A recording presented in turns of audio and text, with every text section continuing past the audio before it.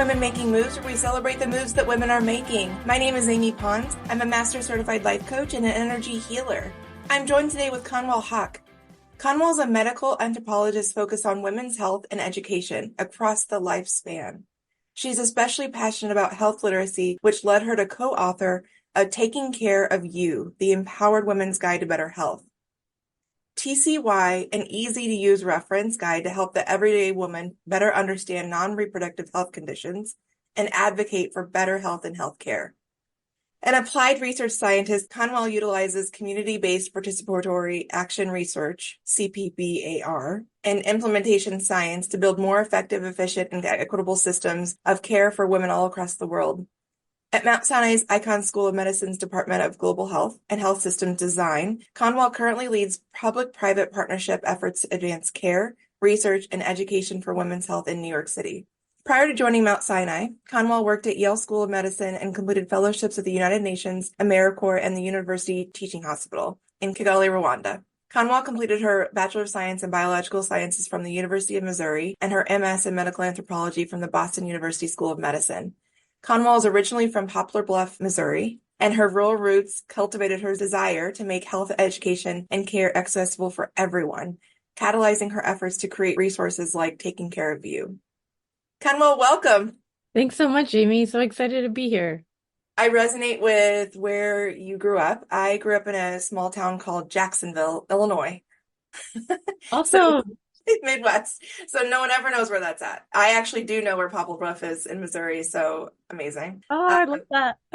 I'm so stoked to have you. As we were chatting, I saw you speak on Female Quotient this year, and it was so inspiring. And there's so much that I involve myself in on a daily basis on the conversations of things we still don't know about women and our bodies and what we're learning. I'm 42, so perimenopause is around the corner. And I really love that women like you, there's so many that are saying, hey, it's both a problem that we don't know these things, and oh, by the way, we're doing so much about it. Some days I can get real mad about it, but I'm ultimately wanting to move the work forward like you are and saying, like, here's the solution, here's how we're working on that. So as we state in your bio that you're helping everyday women better understand non-reproductive health conditions, this is what really struck me about the work that you do, because one of the things that often comes up in the conversations I have is, especially as let's say young girls, I would want to teach a young girl about the full anatomy, not just related to pregnancy, but like everything that's down in our pelvic region, womb space, pelvic floor. And then I also understand that like maybe a 10-year-old brain could not necessarily take in or register some of the information, all that is there to understand. So do you think about that as it relates to when? Yeah, so I think for me, in terms of non-reproductive, and sometimes I struggle a little bit about like saying that because I don't want to reduce women to like reproductive versus non-reproductive. Right. But I use that because so often when we're talking about women's health, oftentimes it's just so narrowed in scope that it is focused on, reproductive, sexual, maternal health. And that's not all there is to being a woman. And I really want to challenge us that when we think about women's health, immediately that's not where our mind goes, that we're like thinking about the whole woman. And as you were kind of saying, right, like over age and time, usually we get our introduction to health right before puberty, sometimes not the best lessons. And it's only related to procreation. Like you get a period, and if you don't, you're pregnant. What? I mean, I'm simplifying it, but you know what I'm saying? It's only tied to pregnancy. Yeah, exactly. And I feel like that's kind of where the issues start when we start talking about this, because look at like what's impacting our children right now, right? Like obesity, diabetes. We've got so many other conditions that are starting earlier and earlier and that are really impacting girls. And then as they become women much later down their life. And so I think for me, like the things I really want to focus on is prevention and education of like, what are all of these things, right? I want girls and women to know right now, what are the challenges? So like I looked this up, before I had started writing the book of like what's killing women in the United States today. And it was things like heart disease, lung cancer, diabetes, stroke, chronic lung conditions. I was like, I've never been educated on any of these subjects. I didn't know how vast the problems were. And then, this kind of led me down this rabbit hole and then seeing like, oh, these conditions really impact women a lot differently than they impact men. Oh, we don't actually know that much. The research hasn't been done, right? It wasn't until 1993 that women were included in clinical trials. And then before you even get to clinical trials, you do laboratory studies, right? Often with mice. And it wasn't until 2016 that they were like, oh, hey, make sure you're using females in your laboratory studies. This is the stuff that I can get real mad about. And it's not surprising, of course, because we're still operating in the US systems that were designed by men for the benefit of men. So it's like it literally just didn't occur to anybody. And it was just 2 years ago when tampons were tested with blood, actual blood rather than water. Yeah. There's just unfortunately like too many like crazy statistics and facts that came out that like we've learned about over time. And you were talking earlier about like the things that like make you really angry. And I think similarly for me, a lot of times like people ask me, like what was the motivation for something? And I'm like, I was pissed off. There's a quote that like really resonates with me and has kind of been grounding for me. And I feel like I refer to it almost every day. But the quote is, "Hope has two beautiful daughters. Anger at the way things are, and courage to make sure they do not remain as they are," by St. Augustine. I came across this quote once when I was in grad school, and I believe in all the serendipitous cosmic karma things, right? Yes, unlock the magic. I love that. And I remember I was having like a really like rough time, and I was sitting in the divinity school library because I knew that was like the library that was like the most empty, and I wanted some space, and I couldn't focus, and I started kind of pulling some books out of the shelves, and I like randomly turned to a page, and it was this quote, and I was like, whoa, I like really, really needed that. And lo and behold, here we are 10 years later, and that's still one of my absolute favorite quotes. But I kind of tried to keep that in mind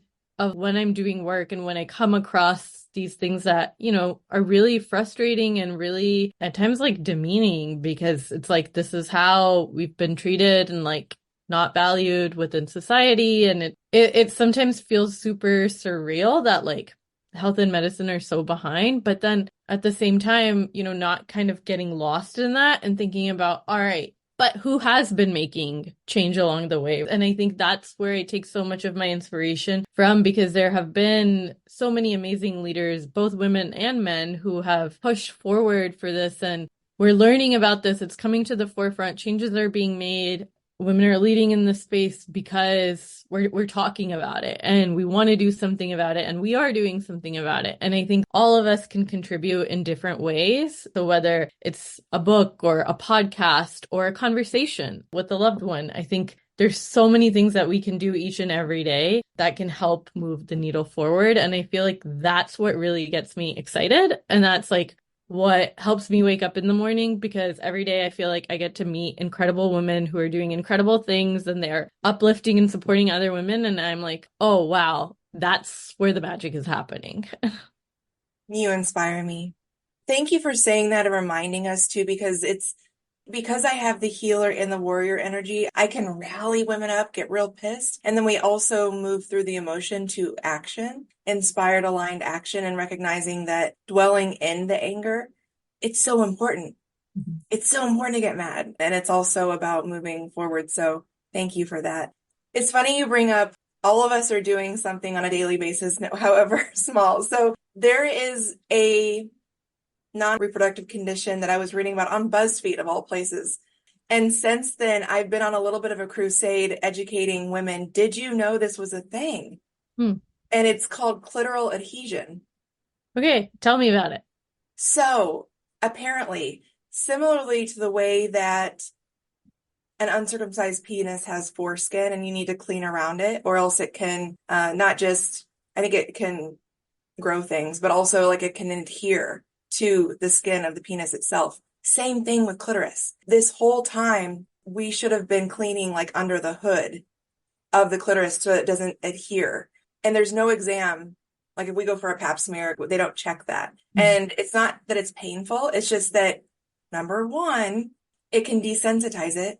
And we now know, or well, we've always known that women have it's a little bit harder for us to achieve orgasm. So anyway, that's the condition. And I've been telling every woman I know about it. And they're like, oh my God, I had no idea. When it's adhered, you do have to actually go to a doctor and they have to like pry it up essentially.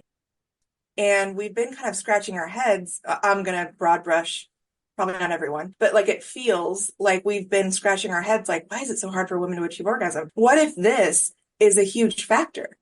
So that's an example of what I'm on a crusade about, to make sure we just start knowing these things. And that goes back to, well, when you're 10 years old, the clitoris is the only function is pleasure. And so do you tell that to a child? I don't have kids, but I would imagine that starts to get problematic for parents. Mhm.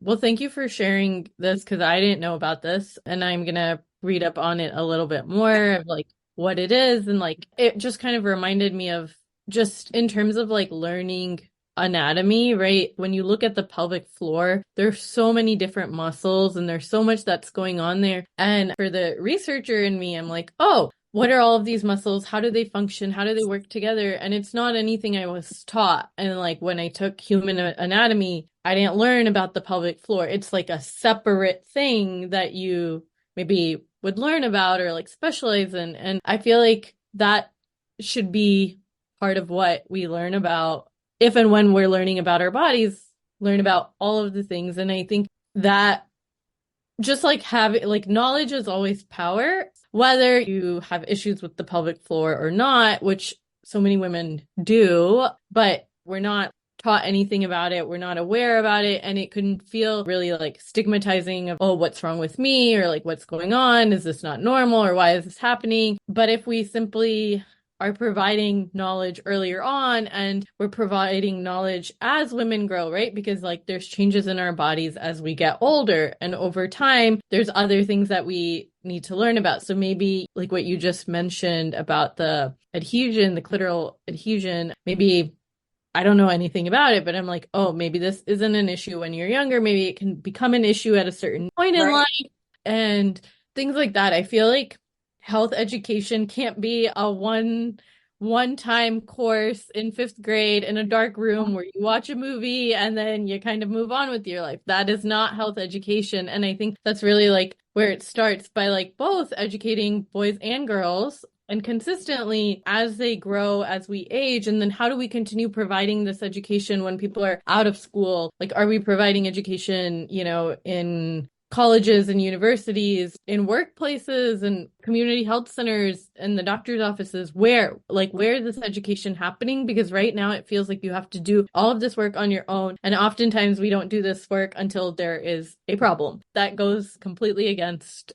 trying to have preventative health efforts. And so there's like a lot of buzz around that. But what does that actually look like in action? And that's really where I want to bring our lens and focus to of like, how can we start incorporating this and how can we learn about it? Because unless we learn about things, we can't do the things for prevention. Exactly. And that's all I feel a lot of us are asking for is just basic knowledge. And also, I love what you said about across the lifespan, because I am 42. I just started working with my body. What that means is that I always had a period, of course, a menstrual cycle. I just learned, like literally a month ago, I learned what the 4 phases are in my cycle and how to understand why do I feel like shit some days and why do I not? And why are some days feel better than that? So I've actually updated my world and I'm working with my cycle as it relates to my business. I understand which weeks are going to be different mindsets for me. And like, that's amazing. I feel like I've unlocked a whole new world. Yeah. I mean, similarly, I think for me, right, like a part of it, like, and I'll be honest, I was like, oh, this seems like the power of media and the power of society. Like, it's like women's bodies have been ignored and they haven't been inserted because like, oh, hormones, it's too much, period changes, it's too much, it's too confusing or complex to understand. And so I definitely had that fear too, where I was like, oh no, I'll just kind of take a back seat here. It's like too much to learn about. And then I, really had to check myself and be like, okay, let me at least try. And then I was like, this is not hard. It's not This is hard. not hard at all. And then, it's like I also recently, because I'm like, I have shifts like in my mood. And, as you learn about things like PMS is a term that we start throwing around in junior high, but what does it really mean, right? Like, what is PMS? What is PMDD? What are all of these other things that are associated? And how does this impact how we feel, how we function, right? Because similarly, it's like I have weeks where I'm so tired every month. It's like, I can't figure it out. And I'm like, why is this always So hard. so And hard? And you're it right. shouldn't And be. so now what I do is I really have paid attention, and I know now about myself. My late luteal phase, I don't see clients. It's all like more like behind the scenes work where like I don't really have to interact with anybody because I don't feel good. Yeah. That's both amazing and mystifying. PMS, it's that time of the month. It's like all this nonsense. And so I love so much that, again, so many men and women are coming to say, like, no, let's figure this out and let's help this incredible part of this world who are really on the forefront of creating the balance that we've never seen in this lifetime.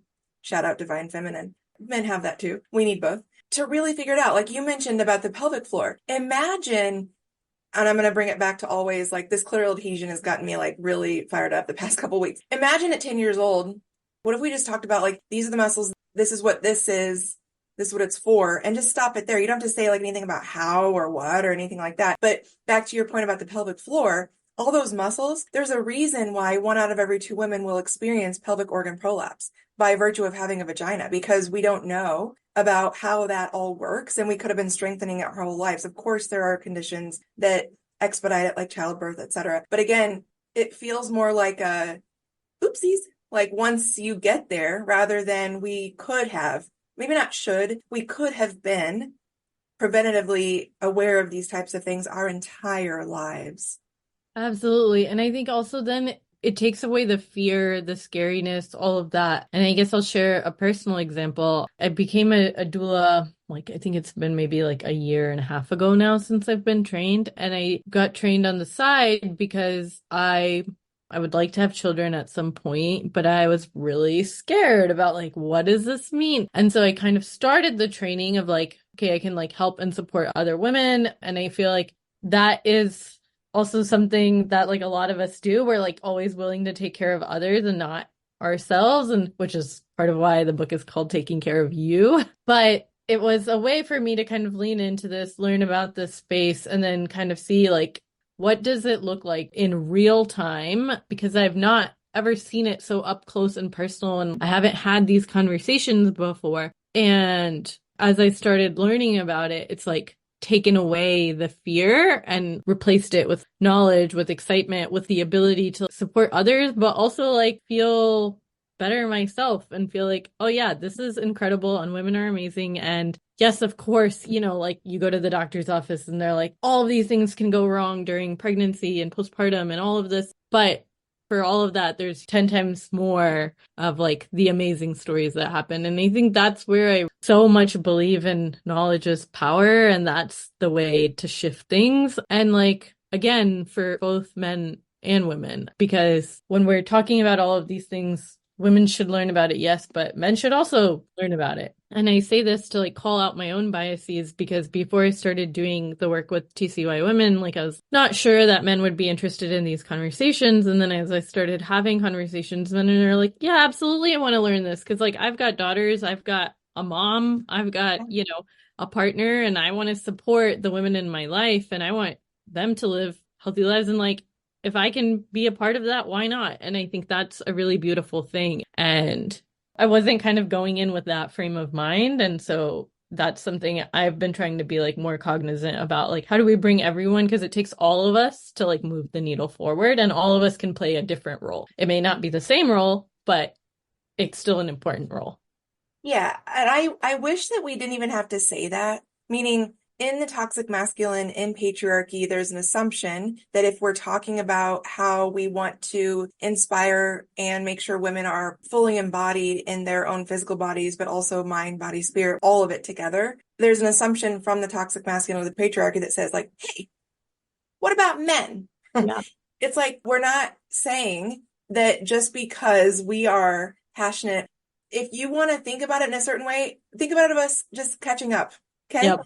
You Hmm. still have your time, right? So I wish we didn't have to say that. I'm an energy coach. Like everything is energy. All of my clients, the divine feminine is awakening in them in a world that is still skewed in the masculine. And I help them understand like how to navigate through that because it's really effing hard. And men come to me as well and they're like, I feel something. I'm like, that's your divine feminine awakening. We have both energies, feminine, masculine, and the balance is what we're trying to create.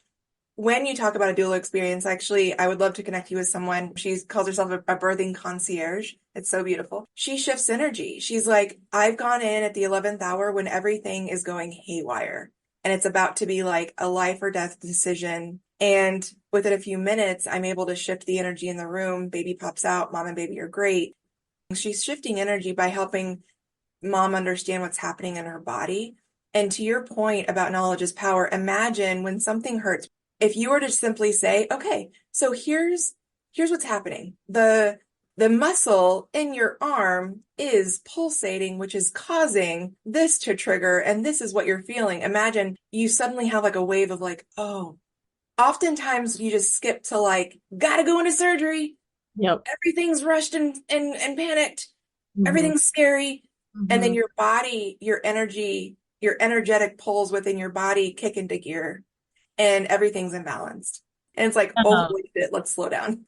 And I feel like culturally we kind of have this go, go, go, like everything just needs to happen right now. But that kind of goes against the grain of like, I don't know, to me, like what it means to be human. Like flow and being engaged with our energy and our body and For me, lessons come in like the simplest of forms, and I love parables. So, like the tortoise and the hare from our childhood days, right? Like, I often think of that. And especially like now, I'm in New York City, where I feel like is even more just chaotic, right? And it feels like the culture is you got to go a million miles an hour, and that's like what it means to like be successful and get things done and whatnot. And I really push hard against that. And I think personally, I've learned that because I can't help others if I'm not feeling well, and I don't feel well if I'm not rested and if I don't go at my own pace. And I try to bring that into my work and into my spaces that it's okay, like things will get done and it's okay if we go slow and it's okay if we take our time.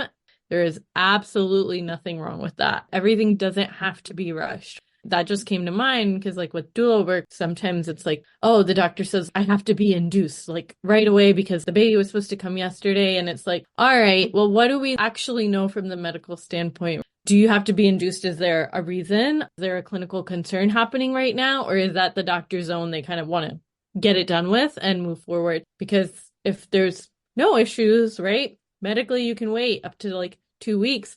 If there is an issue, that's a completely different story. But just like this culture of how we're trained as care providers too, of like, just move forward, just keep going, like on to the next patient, next. And like that whole culture, it's not working for us. it's pretty dangerous. And what's interesting is, again, I feel like we always have to come back to the balance of what we're talking about. We're not saying doctors are bad. We're not saying don't listen to your doctor. It feels like not just the medical community, the entire world right now is through, and this is again an example of the toxic masculine, only caring about the power, order, structure, hierarchy, money, and the let's crank it out, let's get it done. And that is in every industry. And what is unfortunate about that is that there's no balance. It's just about getting to the next thing. And that has created not only further unsafe situations for humans, but also how exquisite would it be if we could take a minute and say, what is our body telling us? What would you say about that, about creating that balance? So we know what the system is today, but Yeah, I mean, absolutely. And I think this is a lot of what I talk about. Like, we live in our bodies. We are the experts of our own bodies. We know when something is wrong. We look at the research of like how much women are misdiagnosed, women not being listened to. There's like probably, I don't know, like stacks and 30 stacks. books on my bookshelf right now about like all of the things that have gone wrong and happened. And this is what I talk about. Like the clinical medical advice is very important, but you also know your body, and it is totally fine to get a second, third opinion and like find In the book, we have a chapter in the beginning section, and it's called Finding the Right Clinician for You. And our work is always biased, as much as we try for it not to be. I'm not a clinician, I'm an anthropologist, but I talk about how am I evaluating things and how am I bringing bias into this. And same like with healthcare providers as they're treating folks, right? Like this is a huge thing that is now starting to be talked about, but like what have they been taught? What have they not been taught? You know, how quickly do they want to get out of that room? Are they hungry? Like, have they not ate? Have they not slept? There's so many other things that are going on, and it's 15 minutes isn't enough to figure out my body's been hurting and like, yes or no. And so I always tell people like, you are the expert of your own body. And so listen to that. And I say that because as I started doing that in like my own care journey, it made a huge difference. I did find clinicians that were amazing and listened and like took time and like got me the resources that I needed, whether that was medication or not, or lifestyle changes. Most of the time, that's what it is. And like moving forward in that. But I think it's, again, like reiterating your point. It's not that we're saying like, don't go to the doctor or don't listen to the doctor. It's just, again, the balance. And I think that's why, you know, it's become quite a buzzword of patient-centered care and shared decision-making. But all of that, it's not woo-woo stuff. There is research that is coming out that is supporting how does shared decision-making result in better outcomes, right? How does patient-centered care, what does that mean? Because ultimately our goal is the same, right? Our goal is to get people healthy, to get people feeling better, and we can work together, right? You know, I don't work in the pediatric space as much, but I'm always so amazed by pediatricians specifically because you're working with a child who may or may not be able to communicate any of what they're feeling, right? Like a baby is going to cry. There might be different types of cries when you're trying to figure out what is going on, because that baby can't tell you, okay, this is what's been going on. And I haven't been, you know, breastfeeding for like the last 2 weeks and whatever, right? Where as an adult, we can share that information. So we need to take advantage of being able to share that, communicate that, and then work together for the best course of action. And I think that's like where it comes together. Because to me, it's like, yeah, this is just facts. We live in our bodies. We know what's going on. We don't. Thank you for saying it's just facts. Yeah. Physical ailments are often the last step in whatever's happening inside. When you were talking about the babies, I got this vision of a doctor like just holding their hand to the baby's chest and like just breathing with the baby and saying, what's happening? Like, what's going on? And just feeling into the body, the felt body, what's happening, what's going on. And they can't say that, of course, but imagine if you, as an adult, you went into a doctor's appointment and you've had like leg pain. And the first question is, how's your heart? How do you feel? What's going on inside? You'd be like, what? Yeah. My leg hurts. But what if you were able to get to this beautiful space where you do have something maybe emotionally or like internal struggle going on and it's manifesting itself in restless leg syndrome at night? I don't know. I'm just saying. Yeah. So there is a scientific term, psychosomatic, right? And there's so many ways in research terms that this is being studied in different parts of the body, right? Like the mind-gut connection, like how does that play a role in autoimmune disease and stress? There's now scientific literature that is coming out and supporting what is going on inside.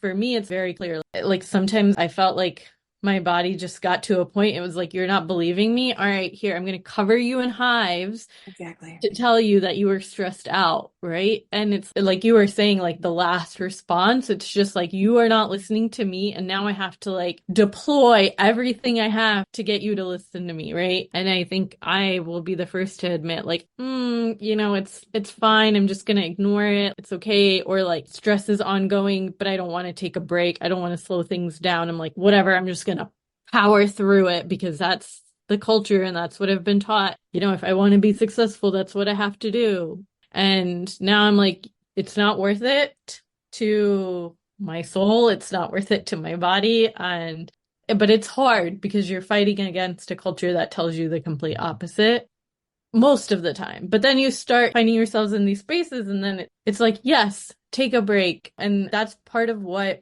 now moving forward, as I'm trying to build out the 1 Million More Women campaign, that is part of what I'm trying to do. Like, get involved, in whatever capacity makes sense, whatever time. Even now, like women will be like, I want to be involved, but I can't communicate right now because I have X, Y, or Z going on. And I'm like, do not stress about this. This is not another obligation. This is a community. You tell me, how can we support you right now? And let's fight against, oh, I have to be part of this. For example, I have a lot of college students who work with me and they're like, okay, I'll get it to you by tomorrow or whatever, but I have these deadlines. I'm like, there is no rush. We are in this together. And like, this is something I want us to be together for the long term and support each other over time. And I think pushing against that culture of we have to figure it out and figure it out right now. And I get it. There is urgency. And I struggle with it too, right? Like at times it's like people in my life are really sick or people are dying. And I'm like, things need to get fixed right now because this is such an urgent issue. But again, finding that balance of like, yes, it does, but not at the sake of letting myself melt away. Thank you so much for being the voice that that generation of students needs to hear right now, because they've only been introduced to what has to happen. So you are allowing that space for it to be okay and that there's no ramifications. So thank you for that. That's what's going to create that change. For me, that has come from women who are a generation or two above me that have taught me the same thing, you know? And that is also part of why I like really want this to be an intergenerational effort, because there's so much knowledge to be gained. Every time I talk to someone, whether they're like 10, 20 years younger than me or 10, 20 years older than me, whatever it may be, there's so much that I learn. And if we bring everybody together, there's so much learning and there's so much healing that can happen. And that's where I'm super excited. And I just wanted to reiterate that because it's like someone had to sit me down and be like, it's okay. Take the time that you need to take care of yourself. And it wasn't one person. When I say someone had to sit me down, it was several women in my life, from professors to mentors to family members. And I had to hear that message several times over several years before I was able to embrace it. And I wouldn't say I fully embrace it yet. Like it's a struggle constantly, but it is something that I've started to really see the power and value in. And I want to share that with others. I'm glad you had those women. I did not have that. My body shut down and I didn't have a choice. And so I now know that on my spiritual journey, my awakening, I needed that clean break for me to be able to completely allow myself to unsubscribe. And now I'm on the other side. And I don't pretend that our culture isn't what it is. I guide women to be able to nurture that inward that says, hang on a second, while still being asked to operate in that fast pace. We don't have time for this kind of vibe. So, and I also love what you said about intergenerational. A lot of the work that I do with workplace psychological safety, the big four generations are in the workplace right now. And boy, are they battling Boomer, X, Millennial, Z. Woo! Especially after pandemic, the expectations, it's wild out here, y'all. I would love if we had an intergenerational conversation where we'd all could sit down and be like, you know what? Here's what pisses me off about your generation. And then here's what's also cool about your generation. And just understanding more to be like, what do we all need for all four and coming up 5 alpha to be able to feel good in this world? Because by the way, none of us, not one of us, have been raised for or have survived the world that we live in today. And I'm talking about post-pandemic, not one of us. So as we start to wrap up, tell me about Taking Care of You, the book. What's on deck? What are you excited about and what's coming? Yeah, absolutely. So with the book, it's been out now for a bit. And whenever I started writing it, the original title was going to be When Women Speak, Do Doctors Listen? And working with my co-author, Dr. O'Connor, we were like, okay, these stories are kind of ending in the same way of like not being listened to. And then also it was kind of like, are we making the title sound like male-centric? There were just some challenges there. But the big thing was like, all right, there's issues, there's problems, and how do we can't snap our fingers and change the healthcare system, but what could we do right now? What could we literally put in the hands of women right now to help them learn more about their health, become better advocates, and overall feel more supported in their health journey. And that was how we came up with Taking Care of You. And so it's 500 plus pages. It's a little thick, but the great part about that is it's like a recipe book. You just turn to whatever chapter you need,